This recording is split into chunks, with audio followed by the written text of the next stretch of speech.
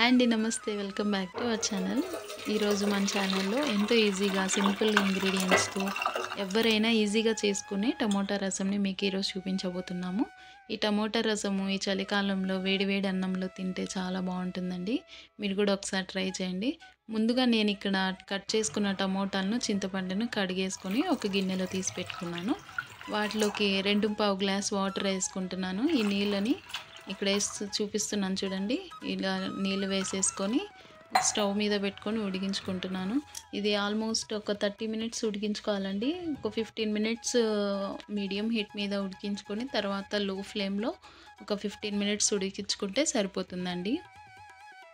ఇలా పూర్తిగా 30 నిమిషాలు ఉడికించుకున్న తర్వాత స్టవ్ ఆఫ్ చేసేసుకొని పూర్తిగా చల్లారిపోయాక అప్పుడు మాత్రమే ఈ టమోటా చింతపండు ఉంటుంది కదండి, వాటర్లోకి వచ్చేలాగా పూర్తిగా పిండేసుకొని ఆ పల్ప్ ఉంటుంది కదండి, ఆ తొక్కంతా తీసేసి పడేయాలండి. ఒక గిన్నెలోకి తీసుకొని పడేసేయండి. ఈ వాటర్ మాత్రం ఉంచుకోండి, ఇవే మనం రసంకి యూజ్ చేస్తాము. ఈ వాటర్ని అలానే పెట్టేసి అలాగే ఒక చిన్న రిక్వెస్ట్ అండి, మన ఛానల్ తరపున కొత్తగా చూస్తున్న వాళ్ళు ఎవరైనా ప్లీజ్ అండి సబ్స్క్రైబ్ చేసుకోండి, లైక్ చేయండి, షేర్ చేయండి మీ ఫ్రెండ్స్ అండ్ ఫ్యామిలీ మెంబర్స్కి కూడా. అలాగే మన ఛానల్లో ఈ టమోటా రసంని ఎలా చేసుకోవాలో ఇంకో పద్ధతిలో కూడా మేము అక్కడ చూపించాము, అది కూడా చూడండి మీకు వీలైతే. టమోటా రసంని 2-3 రకాలుగా చేసుకోవచ్చండి. ఇందులో ఇది నేను రెండో టైప్ చేసి చూపించబోతున్నాను. ఇలాగ మొత్తంగా నేను టమోటా పల్ప్ అంతా తీసేసి ఆ రసంని పక్కన తీసి పెట్టుకున్నాను. ఇక్కడ ఒక కడాయి పెట్టుకొని ఆ కడాయిలోకి నూనె వేసుకుంటున్నానండి. సరిపడంత నూనె వేసుకోవాలి. అలా నూనె వేసుకున్నాక అందులోకి ఆవాలు జీలకర్ర వేసేసుకోవాలి. అది చిటపటమంటున్నప్పుడు అప్పుడు ఎండుమిరపకాయలు కూడా తుంచేసి వేసుకోవాలండి. నేను ఇక్కడ ఒక 3-4 వేసుకుంటున్నాను. మీరు కూడా మీకు ఈ కారానికి మీకు ఎట్లా ఇష్టం ఉంటుందో దాన్ని బట్టి మీరు ఎండుమిరపకాయలు వేసుకోండి. ఇలా ఎండుమిరపకాయలు కూడా కొంచెం వేగుతున్నాయి అనగా అప్పుడు తెల్లగడ్డలు కూడా మనం ఒలిచేసి వేసుకోవాలండి. కొంతమంది అలానే వేసుకుంటుంటారు, అలానే వేసుకోవచ్చు, ఇలా అయినా వేసుకోవచ్చు అండి, అది మీ ఇష్టము. అలాగే కొంచెం పచ్చి కరివేపాకు కూడా వేసుకొని వేయించుకోవాలండి. ఇలా పూర్తిగా లో ఫ్లేమ్లోనే పెట్టుకొని ఈ తిరువాతను వేయించుకోండి. ఎందుకంటే మనం రసం పౌడర్ వేసుకుంటాం కదండి, అప్పుడు కానీ మాడంటింది అనుకోండి కింద రసం చేదు వచ్చేస్తుంది. మీరు కావాలంటే ఒకసారి ఎవరైనా పెద్దవాళ్ళని అడగండి. అందుకని లో ఫ్లేమ్లోనే పెట్టుకొని చేసుకోండి ఇది తిరువాత అనేది.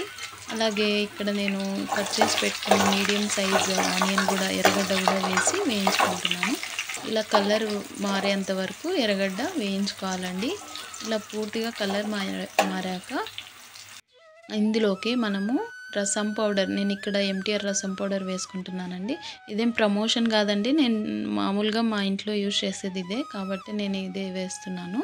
ఇక్కడ 2 స్పూన్లు వేసానండి రసం పౌడరు. ఈ రసం పౌడర్ వేసాక ఇందులోకి తురుము పెట్టుకున్న కొబ్బరిని కూడా వేసేసుకొని వేయించుకుంటున్నానండి.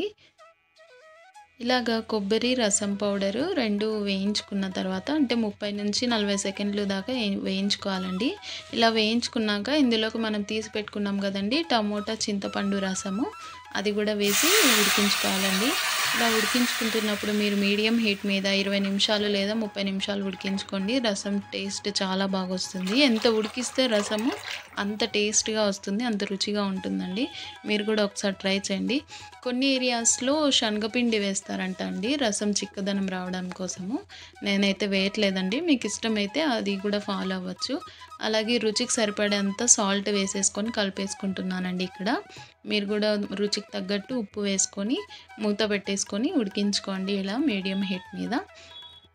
స్పైసీగా తినాలి మీరు ఒకవేళ రసం మాకు రసం పౌడరు ఎండుమిరపకాయలది సరిపోదు కారం రసంకి అనుకుంటే మీరు కొంచెం మిర్చి పౌడర్ కూడా వేసుకోవచ్చండి. మేము స్పైసీగా తింటాం అందుకని ఇక్కడ నేను 2 స్పూన్ల మీడియం సైజు ఉన్న స్పూన్తో మిర్చి పౌడర్ వేసుకున్నాను, 2 స్పూన్స్. అది వేసేసుకొని కలిపెట్టేసుకొని మనము ఉడికించుకోవాలండి. ఇలా 20 మినిట్స్ ఉడికించుకున్న తర్వాత ఇక్కడ చూడండి రసం ఎంత బాగా తెల్లుతూ ఎంత తక్కువ అయిందో చూడండి. ఎంత మనం ఉడికించుకుంటే అంత బాగుంటుందండి రసము. మీరు కూడా ఒకసారి ట్రై చేయండి ఇంట్లో. ఇలాగా ఉడికించుకున్న తర్వాత స్టవ్ ఆఫ్ చేసేసుకోండి. ఇందులోకి మనము కొత్తిమీర ఉంటుంది కదండి, ఫ్రెష్గా కడిగిన కొత్తిమీర కూడా వేసేసి కలిపేసుకొని వేడివేడి అన్నంలోకి ఆమ్లెట్ కానీ చికెన్ సైడ్ డిష్కి కానీ పెట్టుకుని తింటే చాలా బాగుంటుందండి. మీరు కూడా ఒకసారి ఇంట్లో ట్రై చేయండి. అంతేకాకుండా మన ఛానల్ని సబ్స్క్రైబ్ చేయండి, మీ ఫ్రెండ్స్ అండ్ ఫ్యామిలీ మెంబర్స్కి షేర్ చేయండి. Thank you for watching. మరొక వీడియోతో మళ్ళీ కలుద్దామండి. అంతవరకు టేక్ కేర్.